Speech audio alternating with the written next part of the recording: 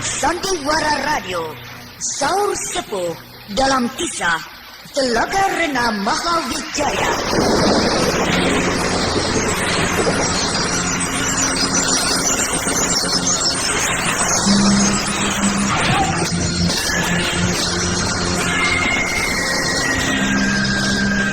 Saur Sepuh dalam kisah Telaga Rena Mahawijaya diproduksi oleh Haravana Record.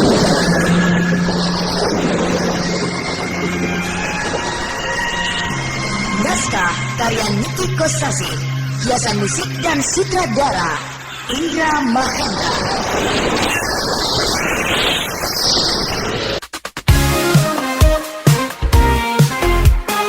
Satria Collection bawa hiburan dengan gaya yang tak pernah padam. Jangan ragu, klik subscribe, jadikan harimu lebih hidup.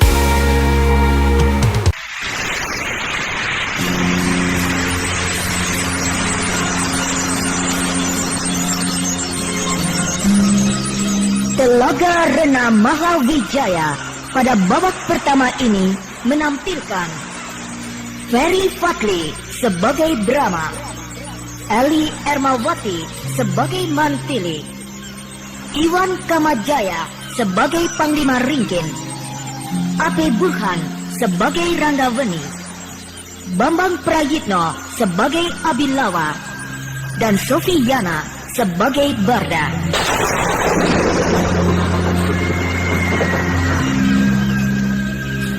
Inilah Telaga Rena Mahawijaya babak pertama.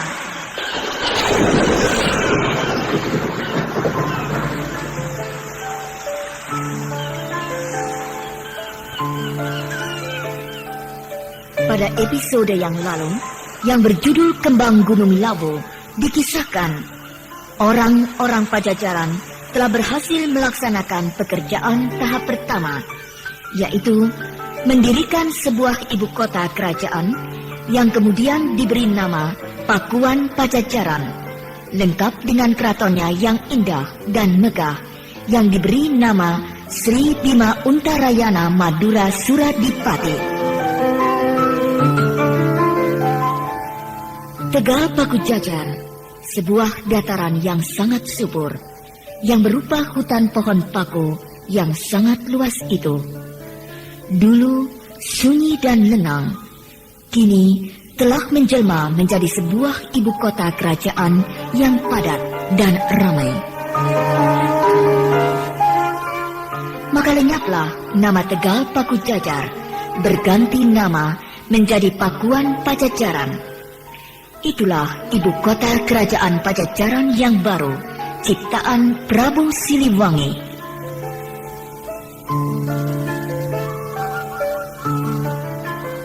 Sampurasun, Rampes. Kau Ranggaweni? maafkan saya. Saya telah mengganggu tuanku yang sedang berhandai-handai diseram di belakang istana ini. Tidak apa, Rangga. Silakan duduk. Terima kasih tuanku. Pesan apa yang kau bawa dari Prabu Siliwangi? Memang menyerupai sebuah pesan. Akan tetapi yang tepat saya kira sebuah pelajaran. Pelajaran? Pelajaran ilmu pertanian. Kerajaan Madangkara bukan kerajaan laut yang menjadikan hasil laut menjadi tulang punggung kemakmuran rakyat. Tapi kerajaan Madangkara adalah kerajaan darat yang menjadikan hasil pertanian sebagai tulang punggung kemakmuran rakyat. Kerajaanku ini jauh dari laut, Rangga. Iya, tuanku. Jadi aku tidak punya penghasilan dari laut, baik berupa hasil tangkapan ikan maupun hasil dari perniagaan laut. Maka aku bersandar kepada kekuatan pertanian. Dan tuanku bersama rakyat Madangkara secara sungguh-sungguh menggarap pertanian itu. Tak henti-hentinya, terus-menerus dari waktu ke waktu berusaha meningkatkan mutu pertanian, mencipta dan mencipta tanpa kenal lelah, sehingga berhasil menciptakan beberapa jenis bibit padi yang paling baik, menciptakan beberapa jenis pupuk, dan menciptakan beberapa jenis ramuan obat anti hama, musuh tanaman padi, dan hasil pertanian lainnya. Sehingga hasilnya sangat mengagumkan. Hasil pertanian berlimpah-limpah, melebihi kebutuhan rakyat Madangkara, sehingga bisa dijual ke kerajaan-kerajaan lain. Dan hal itulah yang mendorong kerajaan-kerajaan lain mengirimkan ahli pertaniannya ke sini untuk belajar ilmu pertanian di Madangkara, termasuk saya. Jadi itulah sebabnya kau berkunjung ke sini? Bila mana tuanku tidak keberatan. Tidak ada perkataan keberatan pada diriku, Rangga. Bahkan sebaliknya, aku gembira. Sebab kau sudah tahu bagaimana watakku. Setiap aku berhasil menciptakan ilmu kadikjayaan baru, selalu aku sebarluaskan agar bisa dipelajari oleh semua orang. Begitu pula dalam bidang keahlianku yang lain, yaitu pertanian. Iya, tuanku. Aku akan selalu memberikan cara-cara bertani yang baik kepada siapa saja yang berkeinginan meningkatkan mutu pertanian. Benar, tuanku. Pertanian padi ada dua macam, Rangga. Iya, tuanku. Pertanian sawah dan pertanian huma. Nah, Pajajaran mengambil yang mana? Kami akan menitik beratkan kepada pertanian sawah. Namun tidak melarang jika sebagian penduduk ada yang bertani huma. Kalau begitu syaratnya hanya satu, yaitu air. Air? Bertani padi secara huma tidak membutuhkan air yang amat sangat, sebab cukup dengan menadah air hujan. Tapi bertani padi secara sawah, maka air merupakan syarat mutlak yang tidak bisa ditawar-tawar lagi. Iya, tuanku. Buatlah sebuah tata cara pengaturan air yang paling baik, yang dapat memberikan air yang cukup bagi seluruh tanaman padi yang ada di Pajajaran. Kerajaan Madangkara hanya punya sebuah sungai yang tidak begitu besar, yaitu Sungai Kayakas. Tapi karena sungai itu diatur dengan baik, maka sawah-sawah yang ada di Madangkara sampai ke pelosok-pelosok tidak pernah kekurangan air. Apalagi Pajajaran yang memiliki dua buah sungai yang besar, yaitu Sungai Haliwung dan Sungai Sadane. Iya. Tentu akan lebih hebat hasil pertaniannya. Terima kasih, tuanku. Pikiran saya sudah terbuka. Petunjuk tuanku yang singkat telah membuka pikiran saya. Terima kasih atas keluhuran budi tuanku. Sekarang juga saya akan kembali ke Pajajaran. Selamat jalan, Ranggaweni, dan selamat bekerja. Satria Collection bawa hiburan dengan gaya yang tak pernah padam. Jangan ragu, klik subscribe, jadikan harimu lebih hidup.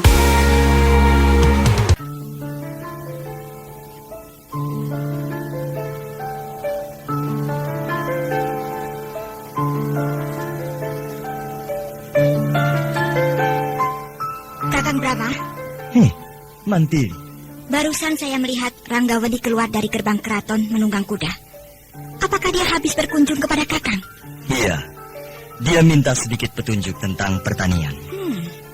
Rupanya Pajajaran mau mewujudkan penghasilan ganda. Maksudmu? Usaha laut dan usaha darat. Itu karena mereka punya laut. Iya. Setelah mereka berhasil menguasai dua buah sungai yang besar itu, disusul dengan pembuatan beberapa bandar pelabuhan yang tembus sampai laut utara. Kemudian sekarang mengalihkan perhatian ke pertanian. Iya, hal itulah salah satu sebab mengapa Prabu Siliwangi memindahkan pusat kerajaan Pajajaran dari Kawali ke Tegal Pakujajar. Sebab di Kawali tidak ada laut, sedangkan di Tegal Pakujajar ada. Iya.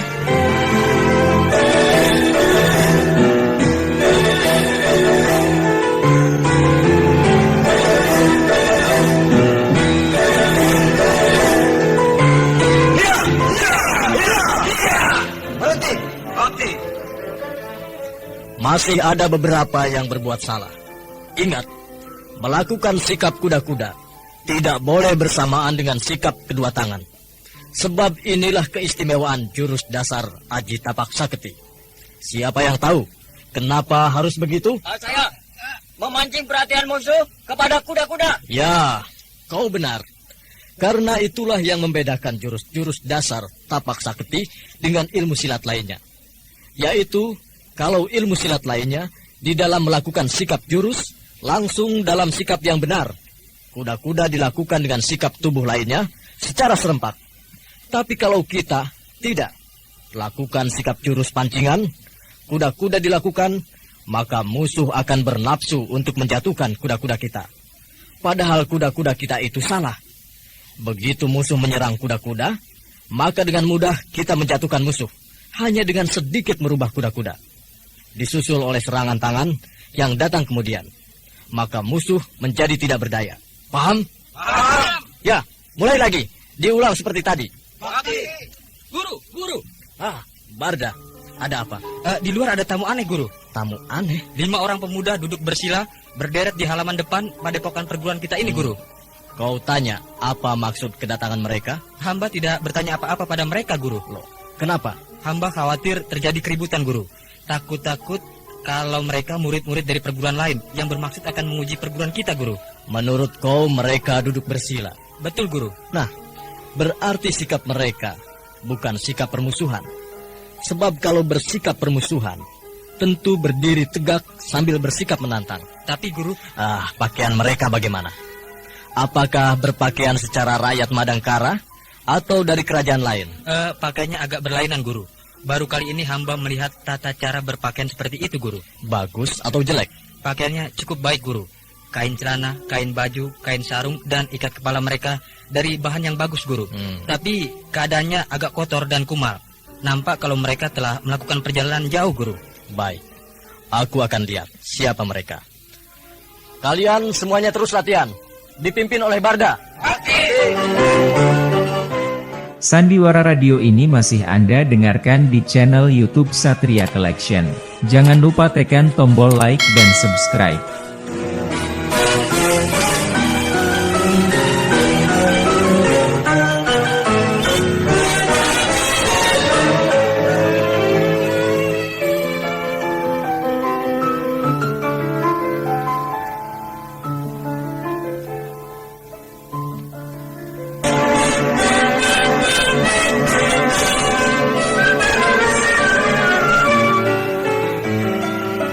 Siapakah kalian berlima ini? Salam sejahtera, Paduka. Kenapa kalian menyembah aku? Aku bukan raja. Kami tahu Paduka bukan raja, tapi Paduka adalah seorang guru, dan kami wajib menyembah. Terhadap seorang guru, tidak perlu menyembah. Cukup menghormat saja. Lagi pula aku bukan guru kalian. Nah, mengapa kalian bersikap begitu kepadaku?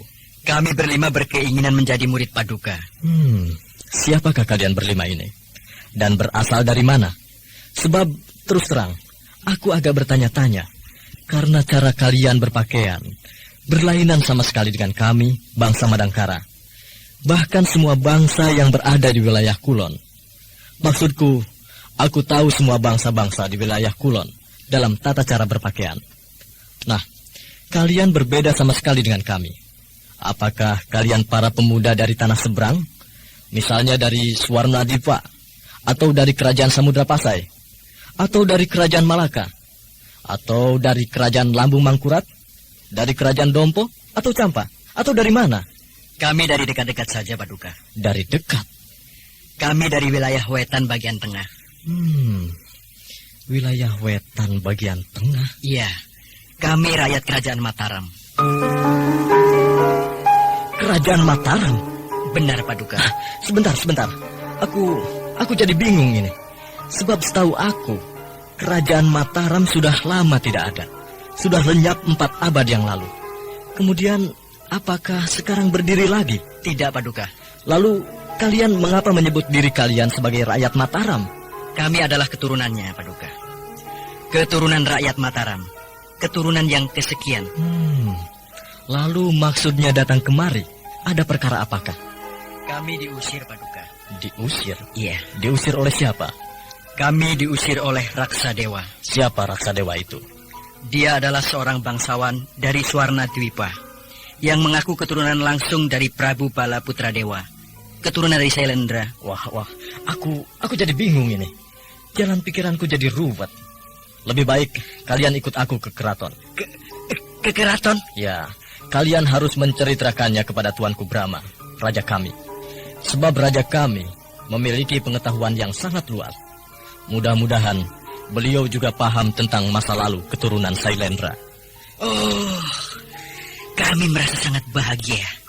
Kami diberikan kesempatan untuk berjumpa dengan Raja Agung Madangkara, Gusti Prabu Brahma Kumbara. Oh, kau tahu tentang raja kami? Kami telah mendengar kegagahan Tuanku Brahma dari cerita orang-orang tua kami. Ya.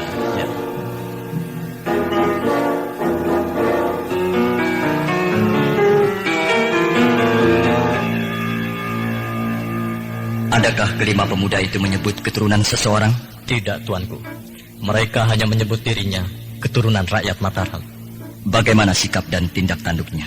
Meskipun mereka nampaknya berasal dari kalangan rakyat biasa, tapi sikap dan tindak tanduknya sangat baik. Mengerti bagaimana caranya berhadapan dengan orang yang patut dihormati. Mungkin mereka pernah mendapat pelajaran tata krama kaum bangsawan. Baiklah. Aku akan menerima mereka. Daulat, tuanku.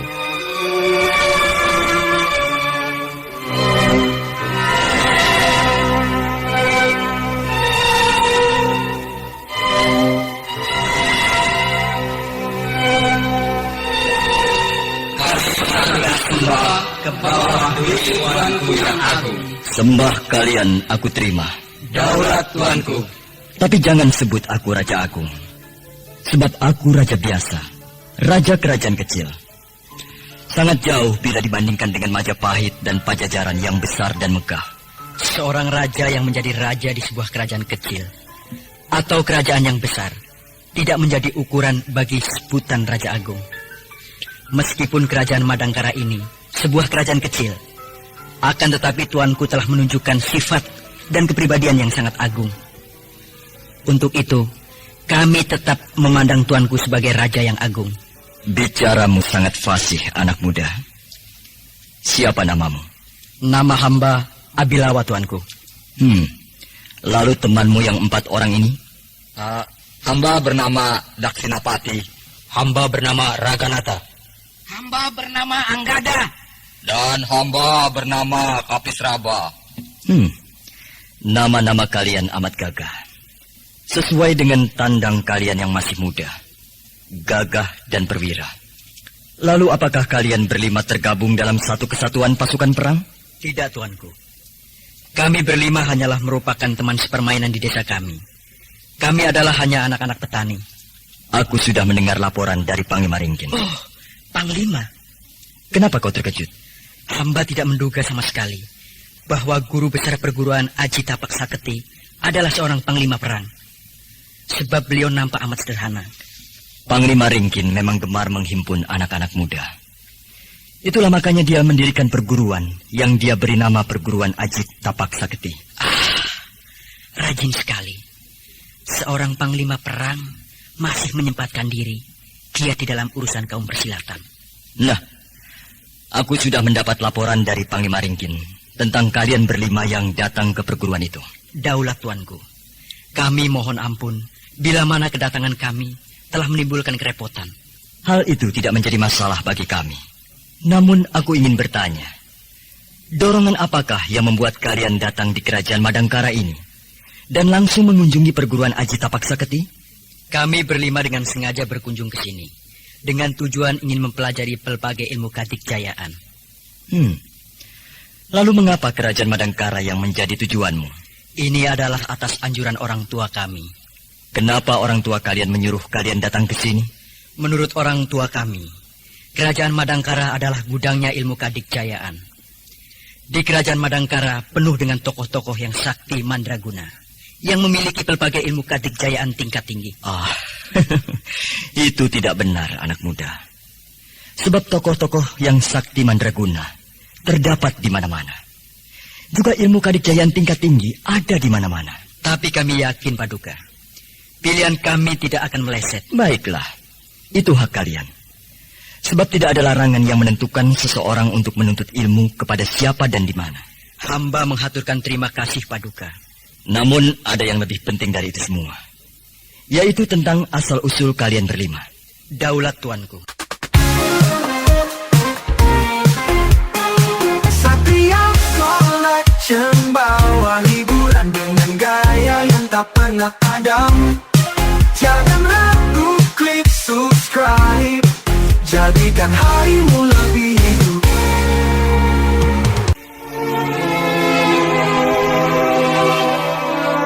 Tadi kalian menyebut diri kalian sebagai para petani dari sebuah desa. Nah, dari desa manakah kalian itu? Kami datang dari desa Mamrati, tuanku. Desa Mamrati.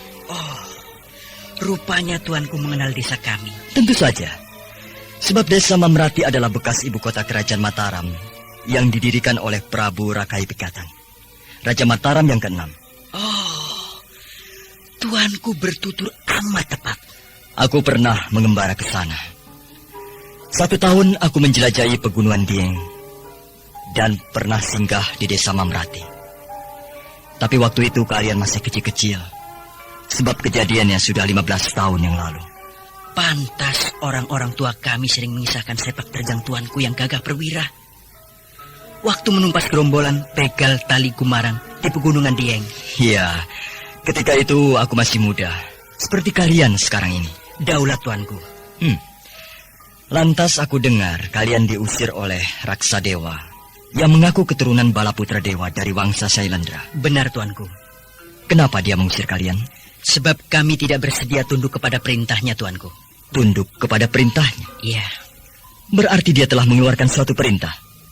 Nah, perintah apa yang dia keluarkan? Dia memerintahkan kami semua, rakyat Mamrati, supaya tunduk dan patuh kepada dia. Dan mengangkat dia sebagai raja. Raja? Iya. Dia berkata bahwa keturunan Sailendra telah datang untuk menjadi raja di tanah Jawa Dwipa. Jadi kalian semua harus tunduk. Begitu katanya tuanku. Lalu mengapa kalian tidak mau tunduk? Bukankah dia mengaku dirinya keturunan Sailendra? Seandainya benar dia keturunan Sailendra, tapi kami tidak mau tunduk kepada dia, tuanku. Mengapa? Sebab dia keturunan Sailendra dari garis keturunan Balaputra Dewa, musuh besar Prabu Rakai Pikatan. Sedangkan kami adalah keturunan Prabu Rakai Pikatan. Jadi dia adalah musuh besar kami. Prabu Rakai Pikatan menikah dengan putri Pramodawardhani, putra Prabu Samarotungga, yang juga dari wangsa Sailendra. Nah, berarti kalian juga keturunan Sailendra. Jadi kenapa harus bermusuhan? Justru itulah tuanku. Karena kami dari garis keturunan putri Pramodawardhani, maka kami bermusuhan dengan garis keturunan Balaputra Dewa. Iya.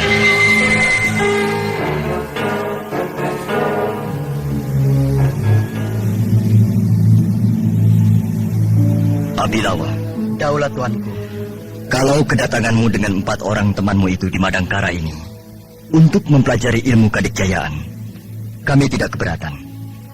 Akan tetapi, kalau ilmu kadikjayaan itu akan dipergunakan untuk balas dendam, menumpas Raksa Dewa, aku keberatan. Bahkan tidak setuju sama sekali. Kami sudah menduga demikian, tuanku. Sebab tuanku sebagai seorang raja yang agung, juga sebagai seorang pendekar utama, tentu tidak setuju terhadap dendam. Iya, karena dendam itu dosa. Itulah makanya kami akan mempergunakan ilmu kadikjayaan bukan untuk membalas dendam, melainkan untuk mempertahankan diri dari ancaman Raksa Dewa dan kaki tangannya. Mempertahankan diri di sini agak kabur. Sebab kalian saat ini sebagai pelarian. Begitu bukan? Benar tuanku. Kami akui dengan jujur bahwa kami adalah pelarian. Lari karena diusir oleh Raksa Dewa dan tidak sanggup melawan dia. Karena Raksa Dewa sangat dikjaya. Nah, pelarian adalah orang-orang yang tidak punya tempat tinggal. Sebab tanah kelahirannya direbut oleh orang lain. Benar tuanku. Tanah tumpah darah kami ialah desa Mamrati. Tapi karena desa Mamrati direbut oleh Raksa Dewa, maka sekarang kami tidak punya tempat tinggal lagi, tuanku. Apakah kalian dikejar-kejar oleh Raksa Dewa?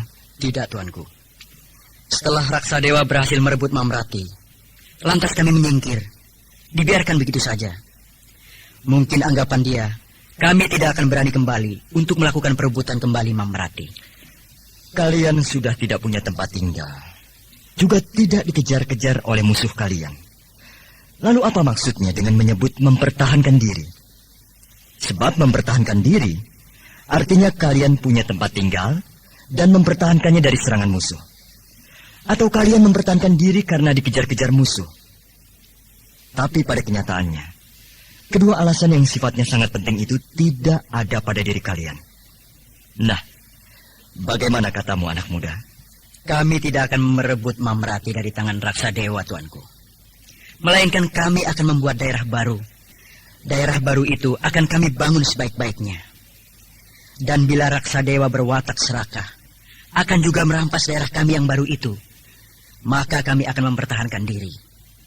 Nah, untuk dapat mempertahankan diri inilah kami harus memiliki ilmu kadikjayaan yang kalau bisa melebihi kehebatan Raksa Dewa. Di manakah kalian akan mendirikan daerah yang baru itu? Tetap di wilayah Wetan, tuanku. Tapi agak ke timur, di kaki Gunung Muria. Kenapa tidak di wilayah Kulon? Atau di wilayah Wetan bagian timur? Tidak, tuanku. Kami tidak berhak mempergunakan tanah wilayah Kulon. Sebab kami bukan orang Kulon. Juga kami tidak berhak mempergunakan tanah wilayah Wetan. Sebab kami bukan orang Wetan. Kami adalah orang Wetan bagian tengah. Jadi kami hanya berhak mempergunakan tanah nenek moyang kami, orang Wetan bagian tengah. Tapi wilayah Wetan bagian tengah milik keturunan Sailendra. Nah, walau bagaimana, tentu Raksa Dewa tidak akan senang bila kalian mendirikan kekuatan baru di wilayahnya. Kami akan berusaha berunding dengan Raksa Dewa.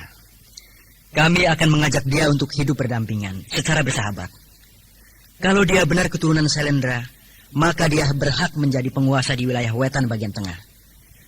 Tapi kami juga keturunan Sailendra, maka kami pun berhak menjadi penguasa di wilayah kami, yaitu wilayah Wetan bagian tengah. Oleh karena itu, karena kami dan Raksa Dewa sama-sama keturunan Sailendra, maka wilayah Wetan bagian tengah itu harus dibagi dua dengan adil.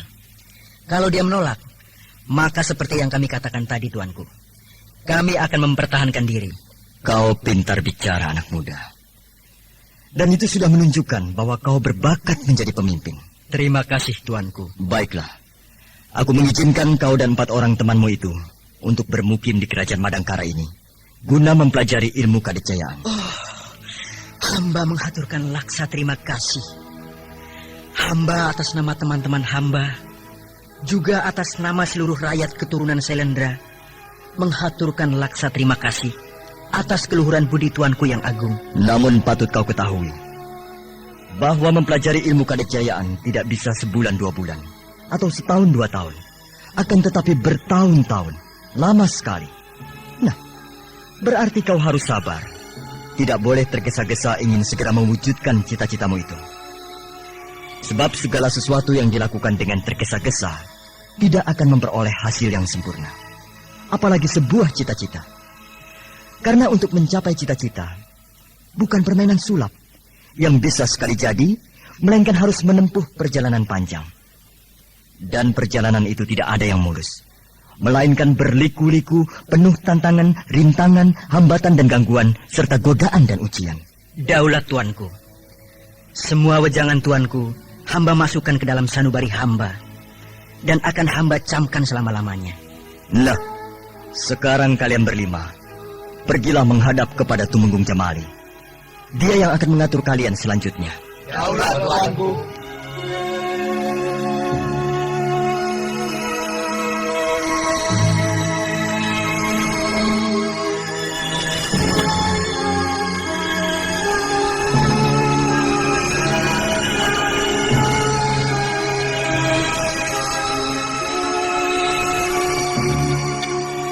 Mantili, kau mau ikut jalan-jalan? Ikut, Kakang. Kau ini kalau diajak jalan-jalan kelihatannya paling seru. Kemana, Kakang? Melancong ke wilayah Wetan bagian tengah, mengunjungi bekas-bekas peninggalan raja-raja keturunan Sailendra. Iya, saya tahu. Kakang Brahma mau menyelidiki kebenaran dari penuturan 5 orang pemuda itu. Iya, sebab aku merasa lucu. Lucu? Pertikaian di antara keturunan Wangsa Sailendra itu sudah berlalu ratusan tahun yang silam. Lalu sekarang terdengar lagi. Rasanya agak lucu dan aneh. Lucunya begini. Sebuah kelompok bangsa dari sebuah dinasti yang telah lenyap ratusan tahun, kini tiba-tiba muncul orang-orang yang mengaku berasal dari keturunan dinasti itu. Anehnya, ialah mereka masih mengagungkan dinasti tersebut dan ngotot bahwa dirinya keturunan dinasti tersebut. Sebuah dinasti yang pernah jaya pada masa silam, oleh keturunannya akan dianggap sebagai nenek moyang yang harus dihormati. Bukan begitu, Kakang? Benar, Mantili. Menghormati nenek moyang serta melestarikan adat budaya warisan nenek moyang itu harus dan wajib. Akan tetapi bukan lantas untuk saling bertikai, gontok-gontokan, rebutan kekuasaan, dan saling usir. Melainkan harus sebaliknya. Siapa saja yang merasa dirinya keturunan dari sebuah dinasti harus saling bantu, bahu-membahu, gotong royong, mengagungkan dan melestarikan warisan nenek moyangnya. Saya buta sama sekali tentang dinasti Sailendra itu, sehingga saya tidak tahu ujung pangkalnya. Untunglah aku punya bukunya. Ketika dulu aku berkunjung ke Majapahit, Paduka Aditya Warman sangat baik kepadaku. Dan dengan senang hati memberikan sebuah buku yang memuat riwayat silsilah raja-raja keturunan Sailendra. Sehingga aku tidak gelagapan ketika menghadapi 5 orang pemuda yang mengaku dirinya dari keturunan Sailendra itu. Iya. Nanti akan aku perlihatkan peninggalan Raja Mataram yang ke-6, yaitu Prabu Rakai Pikatan yang sangat mengagumkan. Yang dahsyat tiada bandingannya, yaitu Candi Siwagraha di Desa Wantil, yang lebih terkenal dengan nama Candi Prambanan. Dan yang lainnya adalah Candi Kamulan Bumi Sambara, yang lebih terkenal dengan nama Candi Borobudur. Sungguh menyenangkan. Saya pernah mendengar cerita seorang saudagar dari wilayah Wetan bagian tengah tentang kehebatan dan kemegahan kedua candi itu. Sekarang saya akan melihatnya bersama Kakang Brahma. Mari kita segera berangkat. Baik, Kakang Brahma. Sandiwara Radio ini masih Anda dengarkan di channel YouTube Satria Collection. Jangan lupa tekan tombol like dan subscribe.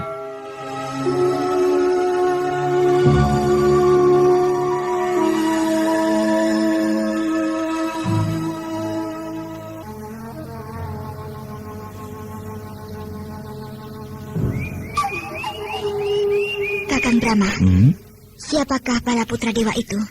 Putra Raja Mataram yang keempat, yang bernama Prabu Samaragrawira Rakaiwarak. Kenapa dia tidak pernah jadi Raja Mataram? Padahal dia putra Raja Mataram. Sebab dia anak yang kedua. Jadi yang berhak menjadi raja adalah anak yang pertama. Siapa namanya, Kakang? Rakai Garung.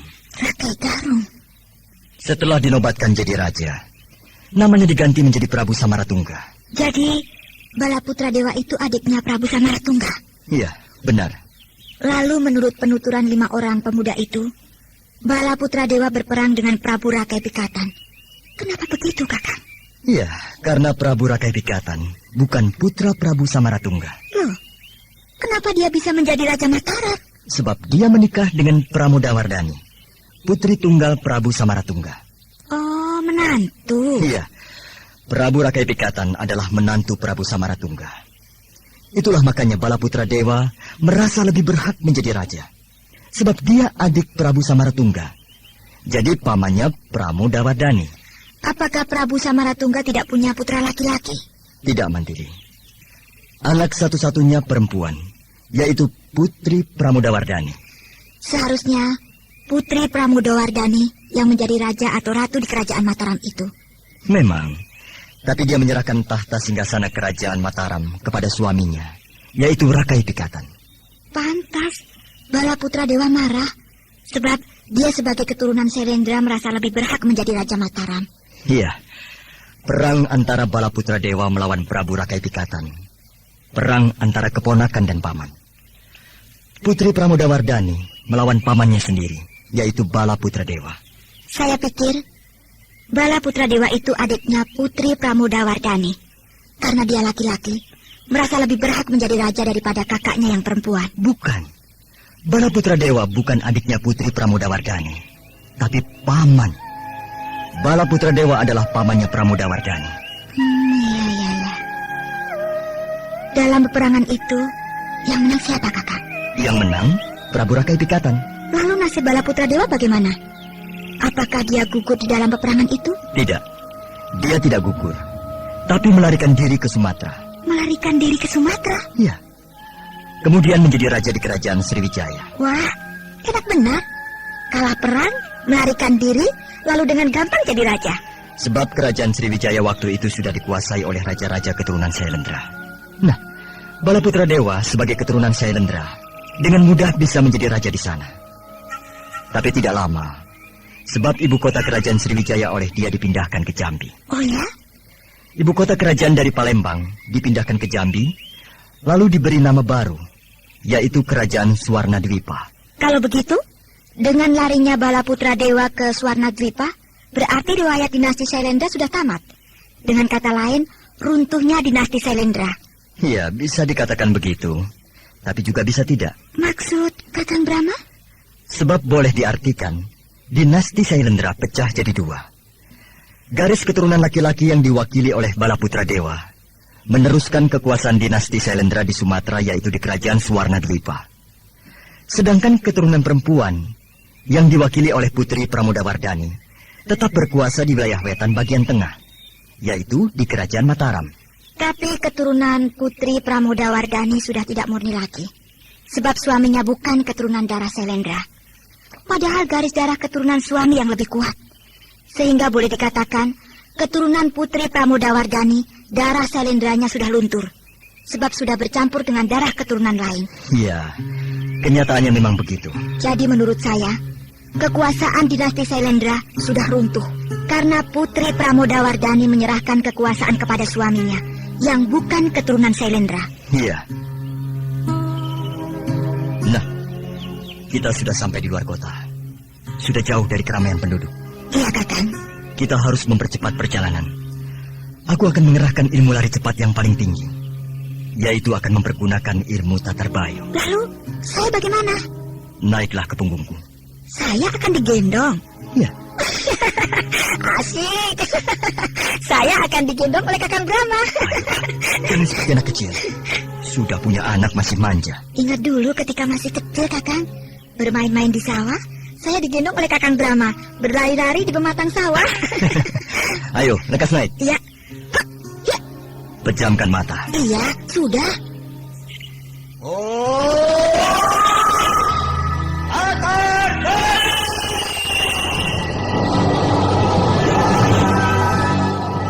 Brahma mengerahkan ilmu tatar bayu, sebuah ilmu lari cepat pada tingkatan yang paling tinggi.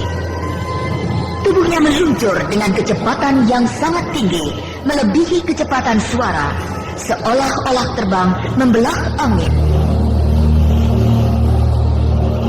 Mantili memeluk punggung Brahma sangat erat. Kedua matanya dipejamkan. Dia merasa ngeri menempuh perjalanan dengan cara seperti itu.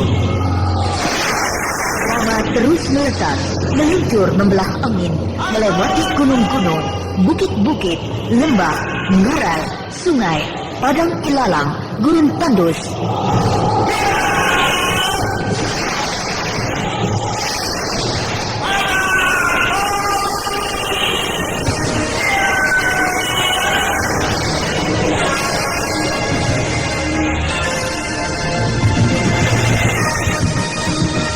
Maka dalam tempo yang tidak terlalu lama, sampailah mereka di sebuah tempat yang pemandangannya sangat indah.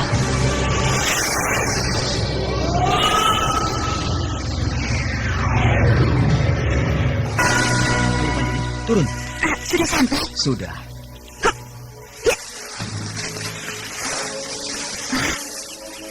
Di mana ini? Alam di sini pemandangannya sangat indah. Kita sudah sampai di wilayah wetan bagian tengah. Oh ya? Kakang, lalu tempat ini namanya apa? Kita berada di luar desa Iwung. Desa Iwung? Ya. Di sebelah sana itu, di balik bukit kecil itu. Di sanalah desa Iwung. Kenapa kita berhenti di sini? Bukankah kita akan ke desa Mamalati? Lagi pula, bukankah kita akan mengunjungi Candi Prambanan dan Candi Borobudur? Benar. Tapi kita akan menelusuri alur perjalanan dari awal, yaitu mulai dari desa Iwung. Sebab desa Iwung adalah sebuah desa yang mengandung nilai sejarah yang tinggi. Karena di desa itulah terjadinya perang saudara antara sesama rakyat Mataram yang dipimpin oleh Balaputra Dewa dan Prabu Rakai Pikatan. Iya. Sandiwara Radio ini masih Anda dengarkan di channel YouTube Satria Collection. Jangan lupa tekan tombol like dan subscribe. Nah, itulah desa Iwung, Mantili. Di sekitar sini banyak tumpukan-tumpukan batu, seperti bekas tanggul pertahanan. Benar. Inilah tanggul-tanggul pertahanan yang dibuat oleh Balaputra Dewa untuk menahan serbuan bala tentara Prabu Rakai Pikatan. Bekas-bekasnya masih nampak dengan jelas. Kejadiannya seperti belum lama, Kakang. Ya, karena dipelihara oleh penduduk setempat sebagai tanda peringatan bahwa di tempat ini pernah terjadi perang saudara yang hebat. Iya. Kakang Brahma. Ya? Prabu Rakai Pikatan itu bukan keturunan Sailendra. Iya, benar. Lalu siapa dia sebenarnya? Dia seorang pembesar, kaum bangsawan yang menguasai suatu daerah bawahan Kerajaan Mataram. Karena dia menunjukkan keperwiraan dan memperlihatkan bakat sebagai seorang pemimpin, maka dia diambil menantu oleh Prabu Samaratungga, dinikahkan dengan Putri Pramodawardhani. Selanjutnya dinobatkan menjadi Raja Mataram, menggantikan Prabu Samaratungga. Ya. Sebelum menjadi raja, dia bernama Pumanuku Rakai Partapan.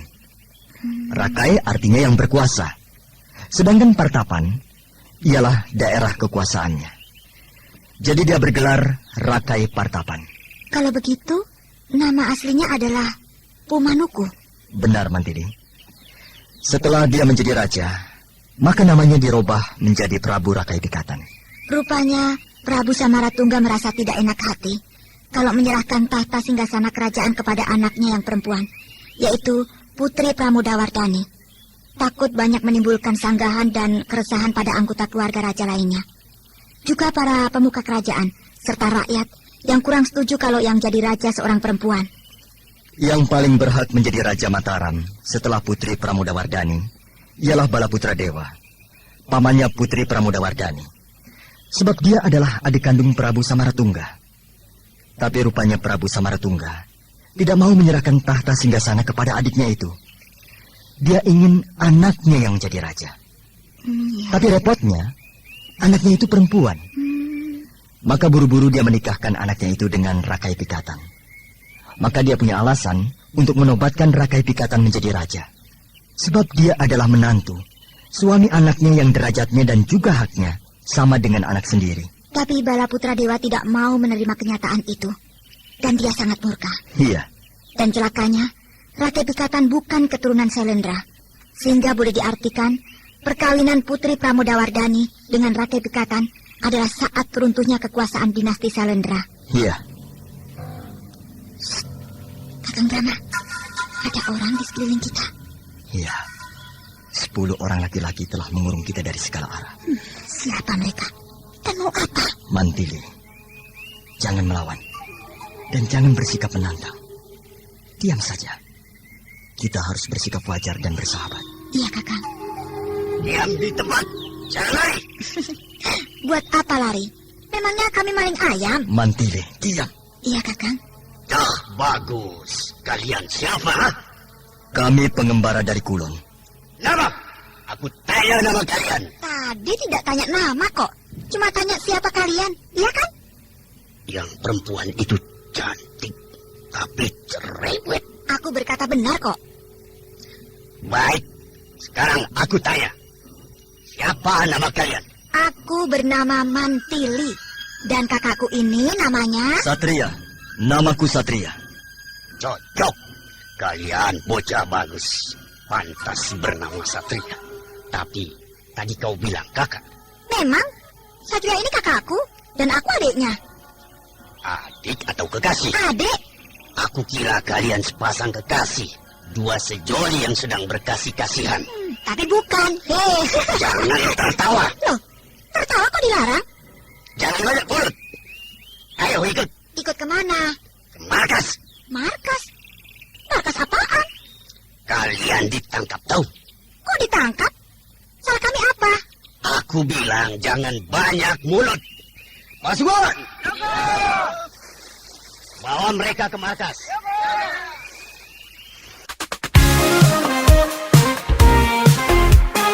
Satria Collection bawa hiburan dengan gaya yang tak pernah padam.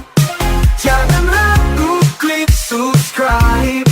Jadikan harimu lebih hidup. Mantili yang tidak kenal rasa takut memang punya sifat senang mempermainkan lawan. Apalagi kalau lawannya itu mempunyai tampang yang seram dan bersikap galak, main bentak. Brahma tidak bisa berkata apa-apa lagi, karena kalau Mantili sedang kumat, sulit dicegah. Lalu siapakah orang-orang galak yang menangkap Mantili dan Brahma itu? Nah, pendengar yang budiman, marilah kita ikuti lanjutan serial Sandiwara Radio ini.